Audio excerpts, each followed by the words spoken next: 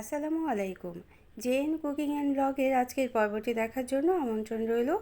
আশা করছি সবাই অনেক বেশি ভালো আছেন যারা আমার সাথে এই মুহূর্তে ভিডিওটি দেখছেন। তো আজকে ছানা এবং সুজি দিয়ে মাত্র আধা কাপ সুজি দিয়ে একটি মিষ্টি রেসিপি তৈরি করব, ছানার বরফি।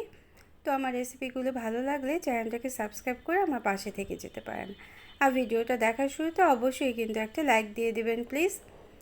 তো এই জন্য আমি ছানা নিয়েছি, 1 লিটার দুধকে জাল করে নিয়েছি 2 টেবিল চামচ সাদা ভিনেগার দিয়ে। সাদা ভিনেগারের পরিবর্তে লেবুর রস দিয়েও ছানাটা কেটে নেওয়া যায়। ছানাটা কেটে নেওয়ার পর আমি ছানাটা ছাঁকনি দিয়ে ছেঁকে নিয়েছি এবং পানিটা আলাদা করে রেখেছি, এবং ছানাটা অবশ্যই কিন্তু ধুয়ে নিতে হবে। 4-5 বার পানি দিয়ে, ঘরের পানি দিয়ে, ফুটানো পানি দিয়ে ধুয়ে নিতে হবে এবং পানিটা ঝরিয়ে নিয়েছি একটা সাদা কাপড়ে রেখে। তারপর সুজি নিলাম আধা কাপ এবং চিনি নিয়ে নিয়েছি আধা কাপ। এখন যেই পাত্রে আমরা সেট করব সেটাও ঘি দিয়ে ব্যবহার করে রেখে দিলাম। এখন সুজিটা প্রথমে ভেজে নিতে হবে। 2-1 মিনিট সময় নিয়ে সুজিটা ভেজে নেওয়ার পর আমরা ঘি দিয়ে দেব। অবশ্যই কিন্তু ঘি দেওয়ার চেষ্টা করবেন, তাতেই এই ছানা বা সুজির বরফিটা অনেক বেশি মজাদার হবে। তো এখন ঘি দেওয়ার পর ঘি দিয়েও কিছুক্ষণ ভেজে নিতে হবে। তারপর চিনি দিয়ে দেবো। আমি আধা কাপ চিনি দিয়েছি। চিনিটা কিন্তু যার যার পছন্দ অনুযায়ী দিয়ে নিতে পারেন, যেমন মিষ্টি খান সেই রকম।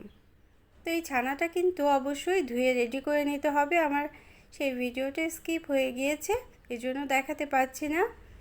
তো এইভাবে করে ছানাটা যদি না ধুয়ে নেন তাহলে কিন্তু এই ছানা আর সুজির বরফিটা খেতে একদমই ভালো লাগবে না।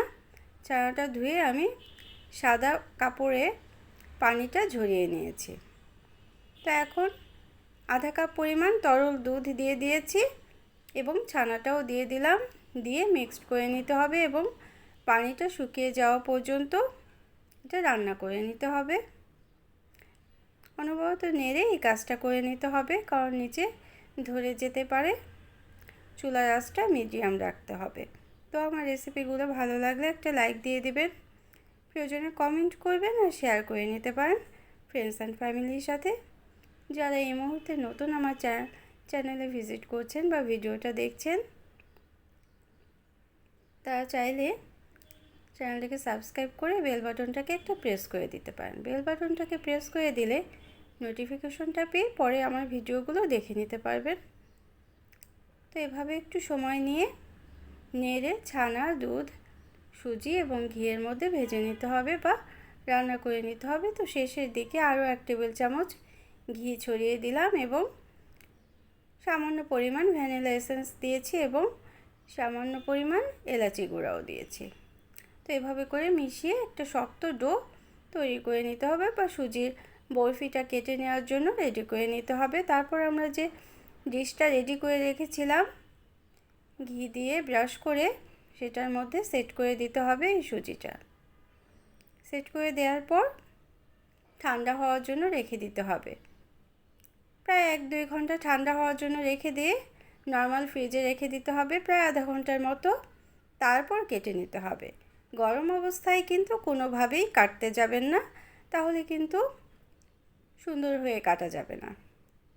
তো এভাবে একটু সময় নিয়ে এটা শুকনো করে ডোটা আমি রেডি করে নিলাম এবং খুব চাপ দিয়ে প্রেস করে করে খুব সুন্দর করে একটু সময় নিয়ে উপরে সামান্য ঘি ছড়িয়ে দিয়ে এভাবে ডিশের মধ্যে সেট করে নিতে হবে বরফিটা কেটে নেওয়ার জন্য বা মিষ্টিটা কেটে নেওয়ার জন্য। এটা ছানা সুজির বরফি বলা যেতে পারে, আবার মিষ্টিও বলা যেতে পারে। মিষ্টি রেসিপিটা কিন্তু খেতে অনেকই বেশি ভালো লাগে। যারা মিষ্টি খেতে পছন্দ করেন তারা কিন্তু এভাবে করে তৈরি করে নিতে পারেন। তো আমি কিশমিশ দিয়ে পরিবেশন করে নেব। তো এভাবে ঠান্ডা হওয়ার পর আমি প্রথমে রুম টেম্পারেচারে ঠান্ডা করে নিয়েছি এবং তারপর ফ্রিজের নর্মাল পোর্শনে রেখেছিলাম প্রায় আধা ঘন্টার মতো। তখন দেখা গেছে, নামানোর পর দেখা গেল একটু শক্ত হয়ে গিয়েছে। এখন আমি কেটে নিচ্ছি। যে যেরকম শেপে ইচ্ছা কেটে নিতে পারেন। তো আমি আজকে বরফির মতো করে কেটে নিলাম এবং কিশমিশ দিয়ে সেট করে নিলাম। তারপর পেস্তা বাদামি কুচিও দিয়ে দেব। তো নিত্য নতুন এরকম আরও রেসিপি পাওয়ার জন্য চ্যানেলটাকে সাবস্ক্রাইব করে বেল বাটনটাকে প্রেস করে আমার সাথে থেকে যেতে পারেন। যারা এতক্ষণ আমার সাথে ছিলেন তাদের জন্য রইল অসংখ্য অসংখ্য ধন্যবাদ। পেস্তা বাদাম কুচিটা ছড়িয়ে দিলে কিন্তু দেখতেও অনেক বেশি ভালো লাগে এবং খেতেও অনেকই বেশি ভালো লাগবে। তো রেসিপিটি কেমন লাগলো অবশ্যই কিন্তু কমেন্ট করে জানাবেন।